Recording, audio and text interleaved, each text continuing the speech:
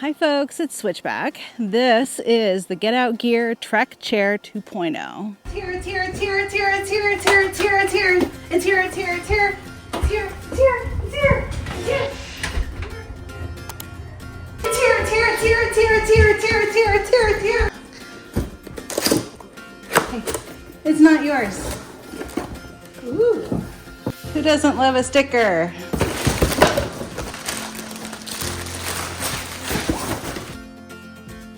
I'm so excited that they're finally here. All right, here comes the chair. I love the colors too. Outside. Hi, are you here to help? Are you here to help?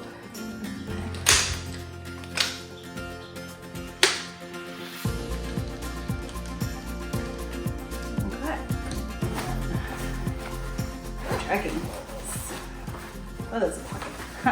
Not how you access it. I wonder how a zipper on the side was going to do that. Oh good, they do have the rubber tips. I'm really glad.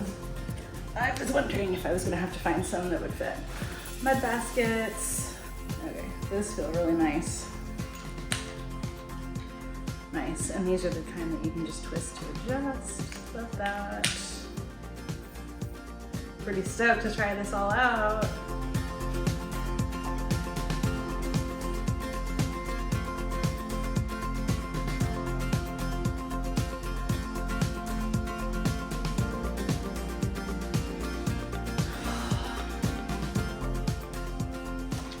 Hi, baby. Hi. Come here. Got your ball? Here. Oh. Her. Oh, I got your ball. Oh, I got your ball. I got your ball. Oh. You're so tough. You're so tough. Hi, silly baby. Oh, my brother. Oh. Whoop. A little back heavy. Noted. I have really been looking forward to this coming back out. It was not available for a while, but they reached out to me and offered to send it to me. And of course I jumped at the opportunity because last year they sent me the puffy blanket that they have, which I freaking love. It's in several of my videos. I love that they're a US-based company making good products. I have really wanted a high back chair for backpacking, but a lot of them are really heavy. I really like that you can adjust how much it reclines or does not recline. The weight limit is 265 pounds, which for me at 245 right now, it works. And it comes with carbon poles, which I have not yet tried. I've had concerns about carbon, especially in cold temps, with them being brittle. And my weight, because I'm, again, 245 or so. So I'm really excited to try those out with this as well. I decided it was a good idea to do a comparison with some other similar backpacking chairs, especially some high back ones. Most backpacking chairs, high back or not, are going to be low like this one. The prices are going to be as of the time that I'm filming this, and the weight limits are based on what is listed by the product, not based on my own testing experience.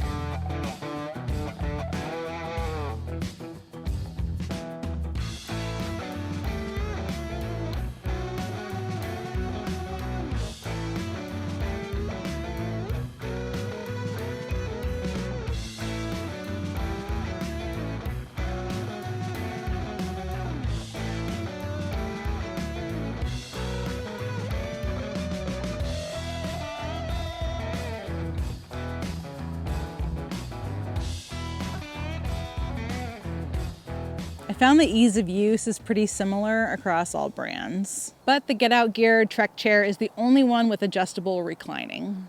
The price of the chair by itself is $129.99.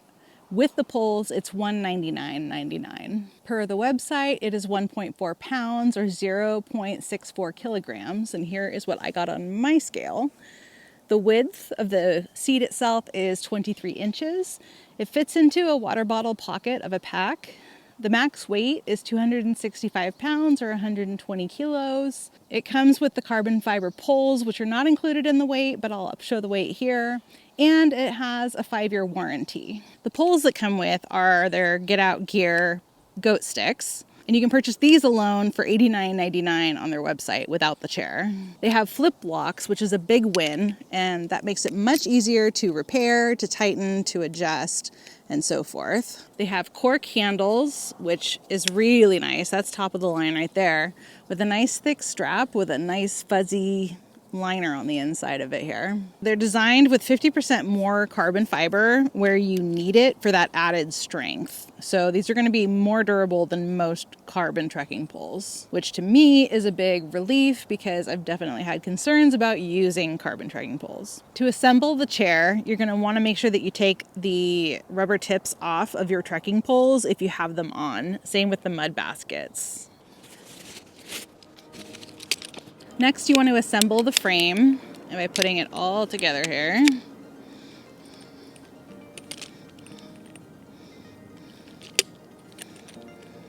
And all of the 4 rubber tips are going to be what go on the ground. So it'll go like that.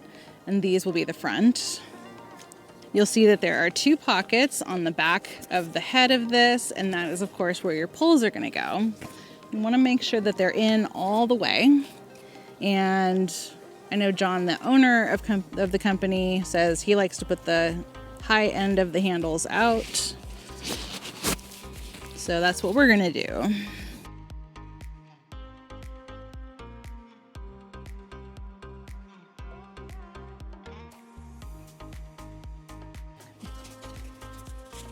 And this is the kind of thing that does get easier with practice, of course. The next, you're gonna put them into the hub.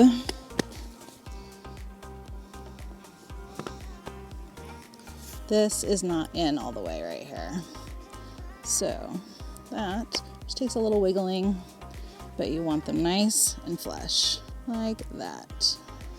If they're not in completely, then that can damage the hub. It can make you fall over, you can get injured, so make sure that they're in there. Then you're gonna put the front of the chair into the frame.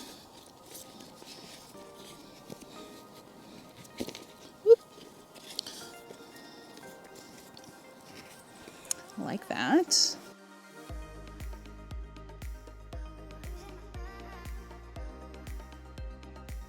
And then you'll want to raise them up. The lowest part of, if you have the poles on the lowest setting, you will have a middle bar in places. So probably not comfortable for most people. But if you go, you extend them up, and you can kind of inch them up so that they kind of go up together, which is what I do. I get them as high as I possibly can, and I get them to the point where you can actually measure this.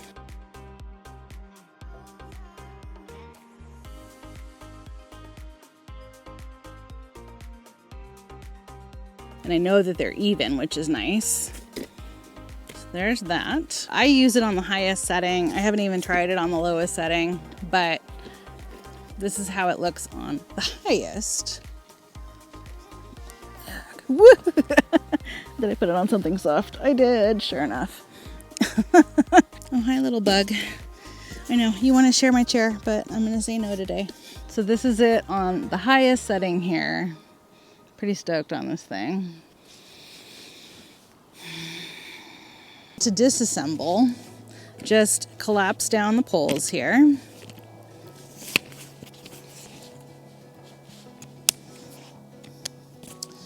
You kind of do everything in reverse. It doesn't really matter if you take off the back or the front first, it's all just fine.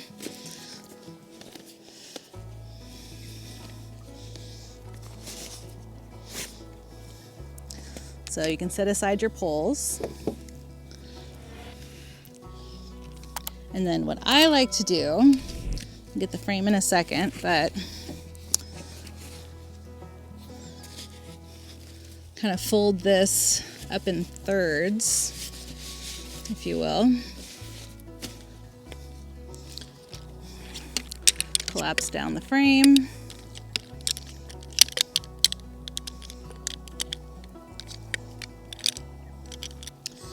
And then, starting from one end, either end is fine, just roll it up. Or you can fold it, or do whatever works for you. But this is pretty nice for sticking it into the sack here.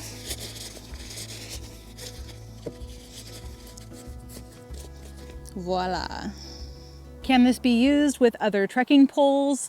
Technically, yes. However, that can void the warranty. And there's, again, a 5-year warranty on this. The trekking poles that Get Out Gear designed are meant specifically to go with this chair. So use your own at your own risk. What if you use a trekking pole tent? Well, I use trekking pole tents. The last few I've had have all been trekking pole tents. And when I go on day hikes, I take my poles with me. So I end up having to take them out of my tent one way or the other. And it's never been an issue. If it's windy, certainly you want to make sure that you have gear inside of your tent, in addition to, of course, it being staked out, which most trekking pole tents require anyway, most meaning all. And I would not recommend taking them out of your tent when it's raining, unless you have something like the X-Mid. All in all, this is a pretty good option, especially if you also need to get some good trekking poles and you like a high back like I do. I like that it's wide enough for my hips. I like that I can lay back in it comfortably. It is really comfortable when you lay back in it. And I like that it's light and small and packs into the side pocket of my backpack easily.